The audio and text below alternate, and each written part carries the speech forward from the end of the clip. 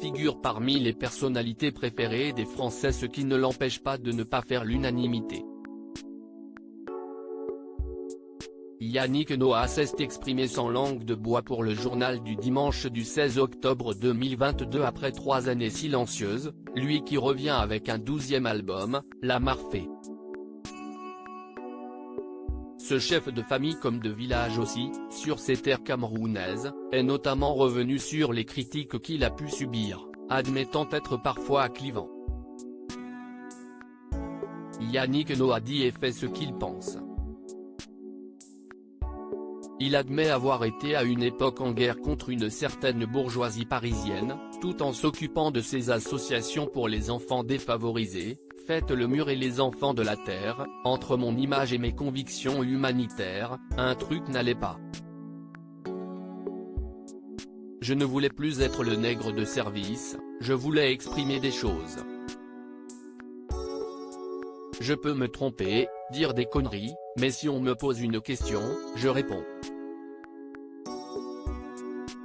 Et pendant ce temps, je me fais chier à écouter des gens qui disent toujours les mêmes choses, à commencer par les sportifs. Je suis donc passé de numéro 1 à inexistant.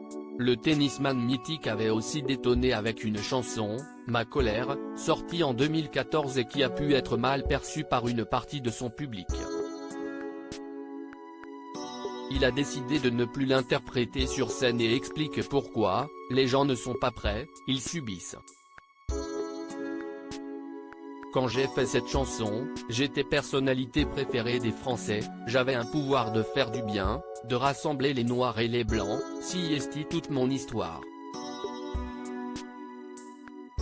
Mais je me suis fait défoncer sur les réseaux sociaux, tout à coup, j'étais un Africain, on m'invitait à rentrer chez moi, on me traitait d'exilé fiscal.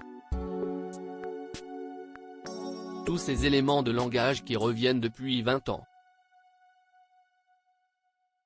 Père de 5 enfants et grand-père, l'artiste de 62 ans semble être libéré et serein, même si certaines choses continuent de le toucher.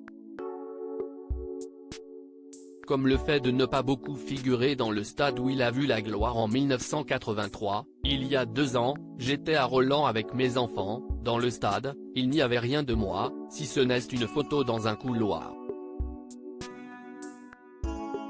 Je me dis, quand je ne serai plus là, si mes gamins viennent à Roland, on va leur donner un ticket ou pas ?